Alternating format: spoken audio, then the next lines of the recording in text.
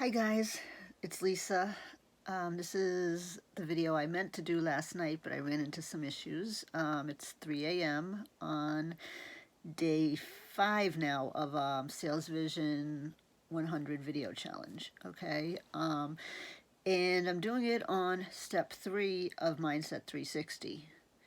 Now, step 3, Asia asked us to do a video, 1 to 2 minute video on ourselves, basically introducing ourselves, and talk about who we are and our story and our why.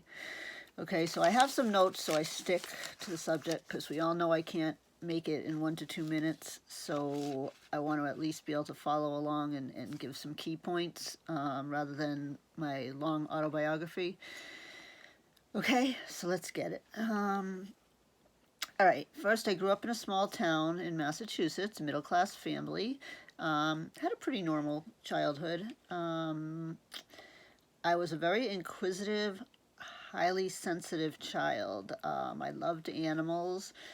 I was curious about everything. I would ask why. I used to run around and just anything anybody said to me, I'd be like, why? Why? You know how kids are like that with the whys. Well, I was really bad. Very sensitive, very analytical. As I was growing up, I was a perfectionist. I was a smart kid in school. I was shy also, so I went through some bullying in school. People thought, I was stuck up or whatever because I was smart and I was shy, so I kept to myself pretty much, and I didn't smile that much either. But that was because I was insecure and I was shy growing up. I always felt really strongly about animals. I can remember seeing Bambi as a child at age 4, and I could not get over the fact that Bambi's mother was shot in the forest by man. And after that, I would always ask my parents, why did man do that? I don't like man, Mom. Why did they shoot Bambi's mother?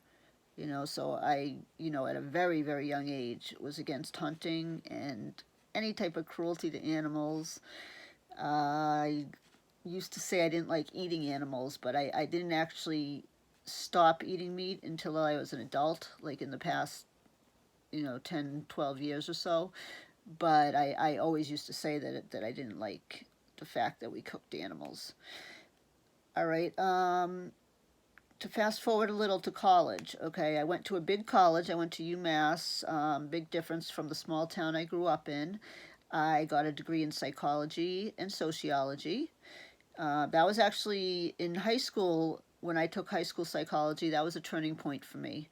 I really knew that I wanted to help people, that was my purpose and my goal in life, was to help people and to help animals, and to figure out the why and get into people's heads to understand, how people could be mean, how people could be cruel, why people thought certain ways and felt certain ways. Today I realize, actually about 5 years ago, I came across in a psychiatric manual the term highly sensitive person, or an HSP. And I realize now that I was always an HSP, or an empath. It's also known as an empath. The difference between somebody who's an empath or an HSP and just normal empathy is that not only do you feel for people and animals, but you actually put yourself in their head or in their body and feel what they're going through, to the point that it's very overwhelming. It can make life very painful, very overwhelming. If somebody's hurting or mistreated, or abused, somebody loses somebody they love, any of those things, it makes me feel what they're feeling, almost to the same extent that they feel it. So it's very heavy. It's a very heavy thing to live with. It has its good things too. It's a gift and a curse. You also feel extraordinary beauty and and joy about things too, to a high level. But so that I believe that is one of my aha moments, was when I realized that I was different than a lot of people. It's very rare to be an empath or an HSP, and I knew that I had to get a grip on that to live life, and be productive and function. For a while, to deal with all my feelings, I would kind of stuff it and try to not feel anything, like self-medicating. I went through substance abuse.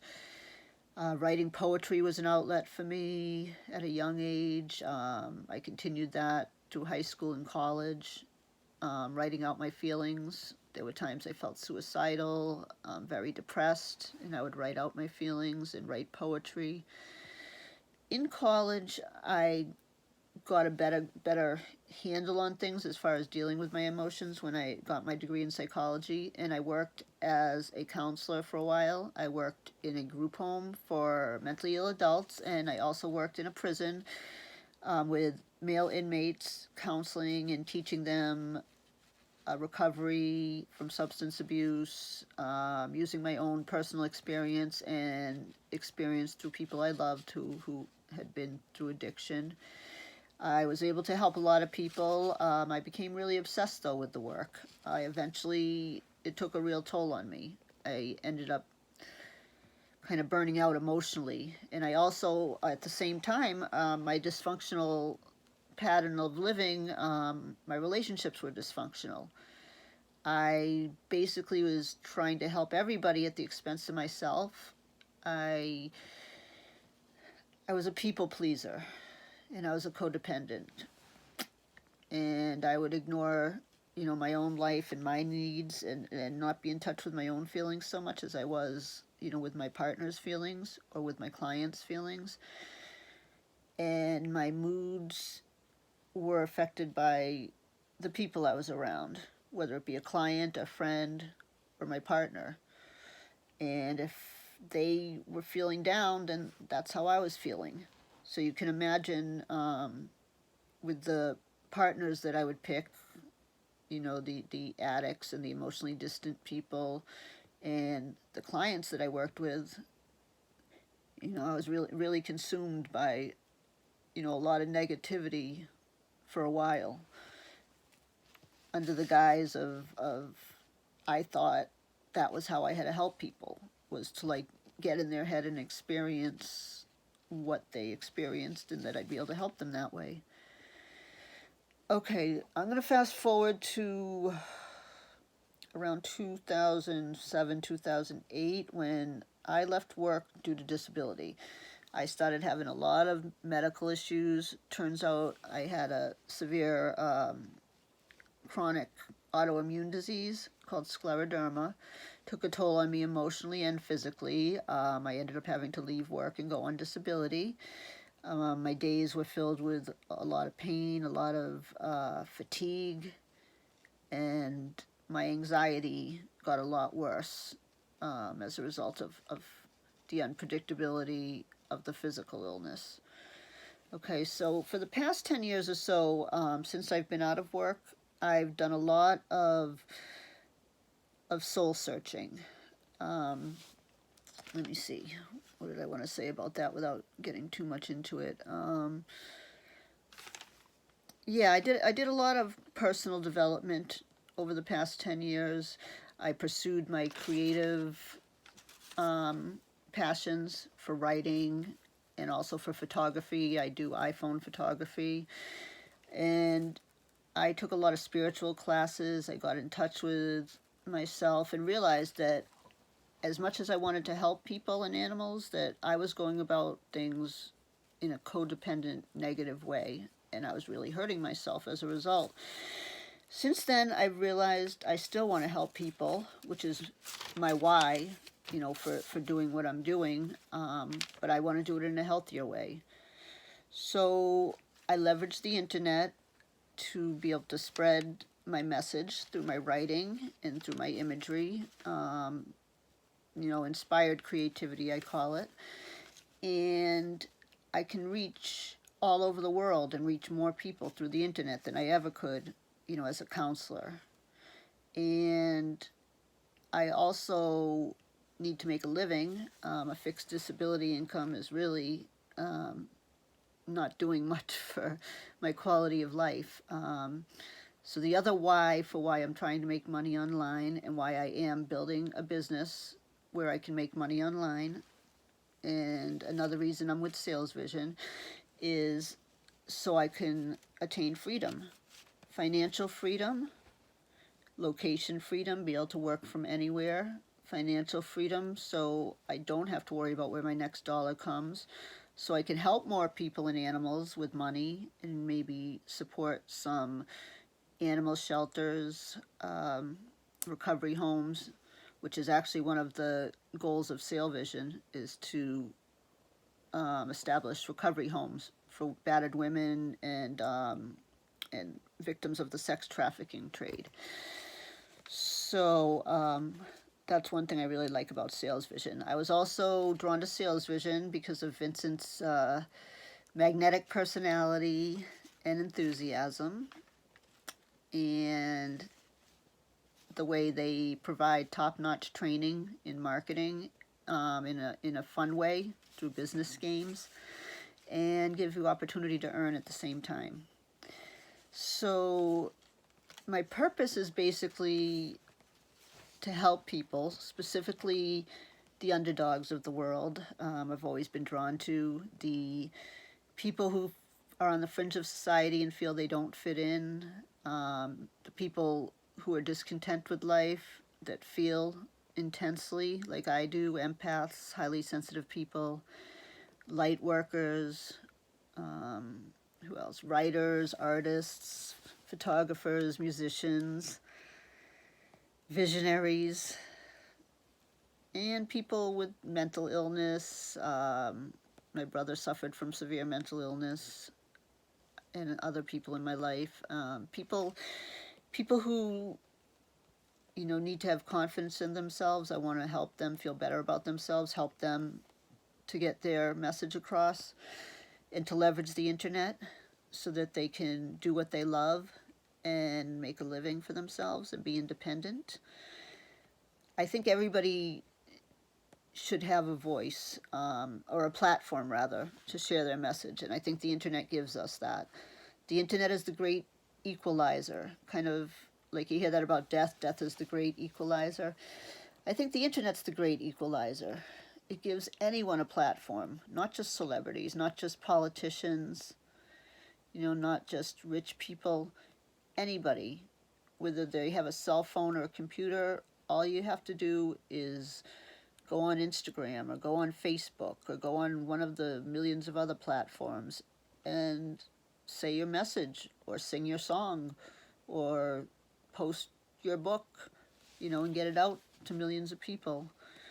And that's where the marketing comes in. To be able to reach people, you need to be able to market yourself, and that's why I'm learning marketing. It's not just to earn money.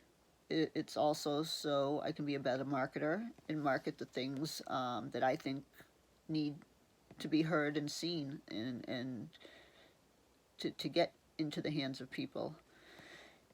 I want to read something because I wrote this a few years ago, and it really sums up what I feel like my why is and how it's all encompassed by what I do online. Let me read this. I'm going to close off by reading this because otherwise I'm going to be rambling for the next 20 minutes.